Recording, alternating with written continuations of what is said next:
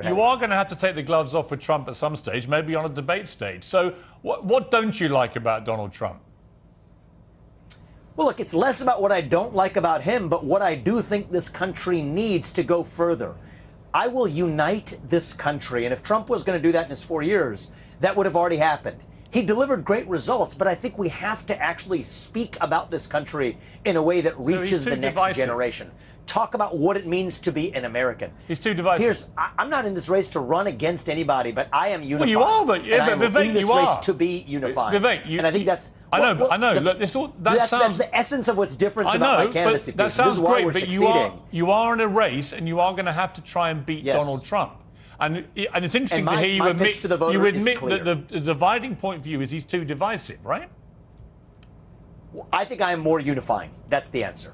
And I think that that's more important. And the way we're going to unite this country is not by tearing down other people who have made great contributions to this country, Donald Trump being high on that list among them, but by actually articulating what this country stands for, answer what it means to be an American at a moment where we're in the middle of a national identity crisis. Fill that void in the heart of the millennial generation and younger with an actual vision of national identity instead of woke poison or any other poison that fills that void. That's how we win. Well, you have a lot of things, Vivek. From something for a long time.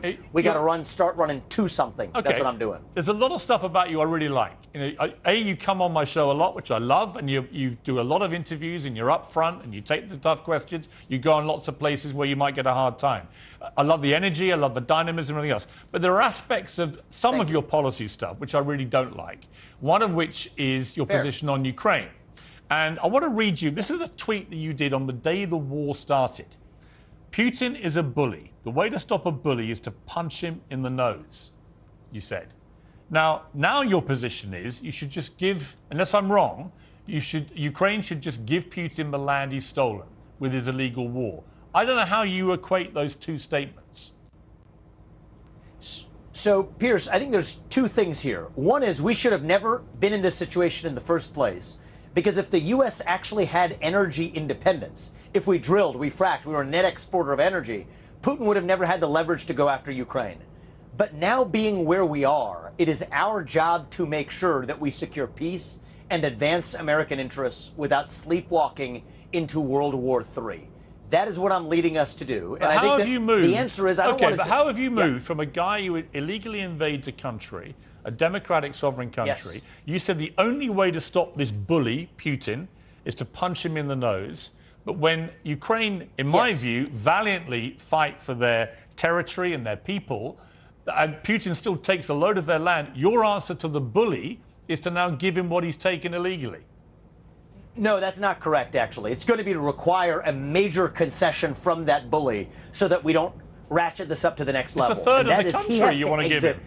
No. Piers, I think you either, and it's not your job to know every aspect of everything I've said. If you're questioning on me on it, I would ask you to know what I've said countless times. I would actually require Putin to exit his military alliance with China. That is the big demand and requirement we will have for any deal of any kind. That Russia-China military alliance is the single greatest threat to the West and to the United States as we know it.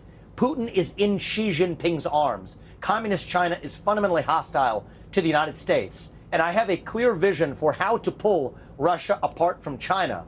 We will end the Ukraine war on terms that leave Ukraine's sovereignty intact. I will note, Piers, I'm skeptical that that's even the path that Ukraine is on right now. So that's a win for Ukraine, but more importantly, it's a win for the U.S. It's not a win for Ukraine, though. If you were president of the United States and you tell them they have to losing its sovereignty. Yeah, but giving a bully what he's taken illegally is not, to me, strong leadership, is it? Well, Piers, I'm not giving anybody what he's taken. The fact of the matter is we have to honor our commitments. We had a commitment to Ukraine in 1994. We fulfilled that commitment. But James Baker also made a commitment to Gorbachev in 1990 on behalf of the U.S., saying that NATO would expand not 1 inch past East Germany. Turns out NATO has expanded far more after the fall of the USSR than when the USSR ever existed. So I do think that we should be clear that NATO should not admit Ukraine to NATO. But I want to be really clear about this, Piers. I'm not letting Putin his actions are craven. I've said so, but I don't trust Putin. I do trust him to follow his self-interest. Is he still a bully? And we will do a deal that causes him to exit I mean, many autocrats around the world are bullies. Putin is one of them. Okay. But the fact of the matter is, you have to actually do a deal that advances everybody's self-interest. Okay. Require Russia to exit its partnership with China. Okay. That's the key to the kingdom to secure peace and keep us out of World War III. Vivek, we've run out of time on this interview, but you know what I'd love to do with you? I feel like I've interviewed you a lot, but for, 5 to 10 minutes at a time. I don't think, as you get better and better known, people want to know more about you as a human being. I would love to get the chance to sit down with you and have a proper one-on-one about who you are, where you've come from, because I think you are igniting this whole presidential race in an exciting way. I don't agree with you about some of the stuff you're saying, not least Ukraine, but I do love the way that you're out there doing your thing, and I would love to get a chance to get to know you better. I enjoy our exchanges. It would be bizarre if we agreed on everything, right? So let's do that. Join us on the campaign trail. I'm talking to you from our campaign bus. Okay. Ride the bus with us. We'll spend a day together. I'd enjoy that. And you can also see how some of the audiences here in the U.S. are responding. Yeah. I think it's really motivating to me, but it's quite something to see. So final question before I let you go, and I want a quick answer. Yeah. If you were president of the United States, and you might be in a year or so time, what's the first thing you would do? What's your number one priority? Implement a 75% headcount reduction in the federal bureaucrat base and shut down government agencies that should not exist. That's how you revive the lifeblood of a constitutional republic. It's also how you grow the economy. That's what I'll start on day one. Vivek Ramaswamy, you're a fascinating guy, and your race is exciting people, good and bad and ugly, but that's the way it often is. I look forward to meeting with you properly, face to face, and having a more in-depth chat. Thank you very much. Thank you, Piers. I look forward to that.